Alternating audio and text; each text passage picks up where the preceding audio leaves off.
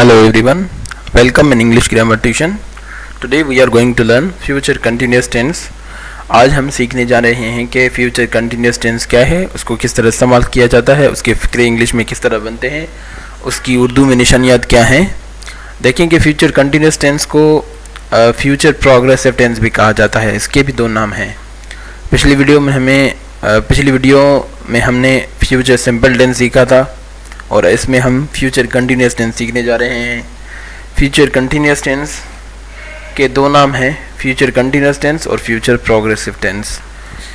इसका फॉर्मेशन देखते हैं कि फ्यूचर कंटिन्यूस टेंस का फॉर्मेशन क्या है, किस तरह इसको बनाया जाता है. तो देखें कि फ्यूचर कंटिन्यूस टेंस का फॉर्मेशन ये है कि सबसे पहले हम सब्जेक्ट रखेंगे, उसके बाद हम शैल बी रखेंगे या विल बी रखेंगे, और उसके बाद हम first form of verb with इंग रखेंगे, और उसके बाद हम ऑब्जेक्ट रखेंगे, और उसके बाद हम फ्रेज रखेंगे. अब देखेंगे ये फॉर्मेशन है फ्यूचर कंटिन्यूस टेंस का. जबकि मैं फ्यूचर कंटिन्यूस टेंस इसको बोल रहा हूँ, आप इसको फ्यूचर प्रोग्रेसिव टेंस भी बोल सकते हैं. मगर आप जब फ्यूचर कंटिन्यूस टेंस इसको बोलूँ तो समझ जाइएगा कि ये फ्यूचर कंटिन्यूस टेंस या फ्यूचर प्रोग्रेसिव टेंस की बात हो रही है. तो इसका फॉर्मेशन इस तरह होता है. सबसे पहले हम सब्जेक्ट रखते हैं, उसके बाद शैल बी या विल बी इसमें लगता है. ये देखिए, ये याद रखने वाले, इसका हेल्पिंग वर्ब ये है, ये शैल बी या विल बी, ये इसका हेल्पिंग वर्ब है, शैल बी या विल बी. और इसके साथ हम first form of verb with इंग लगाते हैं तो ये फ्यूचर कंटिन्यूस टेंस बन जाता है. एग्जाम्पल्स के तौर पे हम देख रहे हैं इन सेंटेंसेस को. जबकि मैंने एक सेंटेंस रखा है जिसमें हमने आई एज अ सब्जेक्ट इस्तेमाल किया है, shall be as a helping verb, a future continuous tense, shall be helping verb है फ्यूचर कंटिन्यूस टेंस का. वेटिंग, ये देखें, first form of verb with ing इस्तेमाल किया है, फॉर यू. ये देखें, I shall be waiting for you, ये एक पॉजिटिव फिक्रा है. ही सब्जेक्ट है, विल बी हेल्पिंग वर्ब है फ्यूचर कंटिन्यूस टेंस का. मेकिंग, ये first form of verb with इंग है. Fun in the event, he will be making fun in the event, ये पॉजिटिव फिक्रा है फ्यूचर कंटिन्यूस टेंस का. और उसके बाद हम तीसरे सेंटेंस पे आते हैं. वी सब्जेक्ट है, शैल बी ये हेल्पिंग वर्ब है फ्यूचर कंटिन्यूस टेंस का. और speaking first form verb with इंग लगी हुई है इसके साथ. स्पीक फर्स्ट फॉर्म वर्ब है, अगर इसके साथ हम इंग लगाएंगे तो स्पीकिंग हो जाएगा. We shall be speaking Urdu, ये पॉजिटिव फिक्रा है. तो ये एग्जांपल्स थे फ्यूचर कंटिन्यूस टेंस के. अब देखते हैं कि फ्यूचर कंटिन्यूस टेंस को किस तरह पहचाना जाता है, उसकी निशानियाँ कौन कौन सी हैं. इससे पहले हम ट्रांसफॉर्मेशन देखेंगे कि फ्यूचर कंटिन्यूस टेंस का ट्रांसफॉर्मेशन क्या है. पॉजिटिव फिक्रा नेगेटिव किस तरह बनता है, नेगेटिव फिक्रा इंट्रागेटिव किस तरह बनता है, इंट्रागेटिव फिक्रा इंट्रागेटिव नेगेटिव किस तरह बनता है. देखें, ट्रांसफॉर्मेशन इसको ही कहा जाता है कि इसमें हम पॉजिटिव को नेगेटिव करते हैं, नेगेटिव को इंट्रागेटिव करते हैं, और इंट्रागेटिव को नेगेटिव करते हैं, तो उसे हम ट्रांसफॉर्मेशन कहते हैं, उसको हम तब्दीली कहते हैं. देखें कि I shall be seeking guidance, ये पॉजिटिव फिक्रा है. I shall be seeking guidance, ये पॉजिटिव फिक्रा है.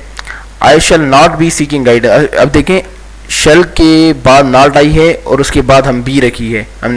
I shall not be seeking guidance, ये नेगेटिव फिक्रा है. Shall I be seeking guidance, ये इंट्रागेटिव फिक्रा है. Shall I not be seeking guidance, ये इंट्रागेटिव नेगेटिव फिक्रा है. अब इसकी ट्रांसफॉर्मेशन ये है, अगर हमें इंट्रागेटिव फिक्रा बनाना है या इंट्रागेटिव नेगेटिव बनाना है या सिर्फ नेगेटिव बनाना है या सिर्फ पॉजिटिव बनाना है, तो हम इस सीक्वेंस को फॉलो करेंगे, इस तरीक़ेकार को हम फॉलो करेंगे. जैसे कि ये पॉजिटिव फिक्रा जिस तरह बना हुआ है, अगर नेगेटिव बनाना है तो ये इस तरह हम बनाएंगे, I shall not be seeking guidance. अगर इंट्रागेटिव बनाना है तो इस तरह बनाएंगे, अगर इंट्रागेटिव नेगेटिव बनाना है तो इस तरह बनाएंगे. अब देखेंगे कि उर्दू में फ्यूचर कंटिन्यूस टेंस को किस तरह पहचाना जाता है. देखेंगे फ्यूचर कंटिन्यूस टेंस को पहचानने के लिए इंग्लिश में तो हम पढ़ चुके हैं कि शैल बी और विल बी इस्तेमाल होता है, उसके साथ फर्स्ट फॉर्म विथ इंग इस्तेमाल होगी, तो ये फ्यूचर कंटिन्यूस टेंस की निशानी होंगी इंग्लिश में. उर्दू में क्या है, उर्दू फिक्रात के आखिर में रहा होगा, ये देखें, ये याद रखना है, रहा होगा, रही होगी, रहे होंगे या वगैरह आता है, ये फ्यूचर कंटिन्यूस टेंस की निशानी है. रहा होगा, रहे होंगे, रही होंगी वगैरह आता है. वो स्कूल जा रहे होंगे, ये देखें, रहे होंगे, ये इसके लास्ट में अगर आ रहा है तो ये फ्यूचर कंटिन्यूस टेंस की निशानी है. इसकी ट्रांसलेशन इस तरह होगी, they will be going to school, they will be going to school, ये इसकी ट्रांसलेशन है वो स्कूल जा रहे होंगे।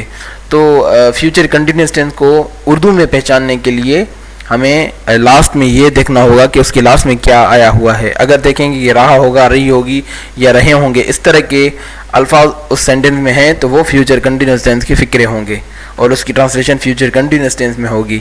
आगे थोड़े से एग्जांपल्स देखते हैं फ्यूचर कंटिन्यूस टेंस के।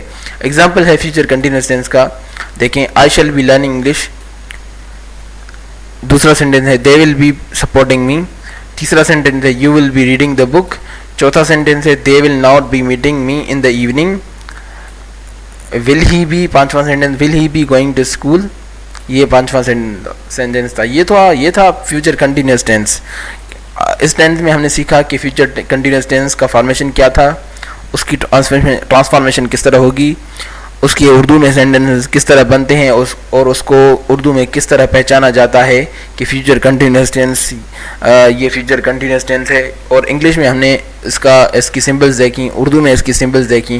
तो ये फ्यूचर कंटिन्यूस टेंस है, ये इतना मुश्किल नहीं है। स्टूडेंट्स अगर इसकी प्रैक्टिस करेंगे, थोड़ा सा इसको प्रैक्टिस के साथ इसके एक्सरसाइज वगैरह सॉल्व करेंगे तो इंशाल्लाह ताला ये अच्छी तरह से उनको ज़हन नशीन हो जाएगा, वो सीख पाएंगे अच्छी तरह से।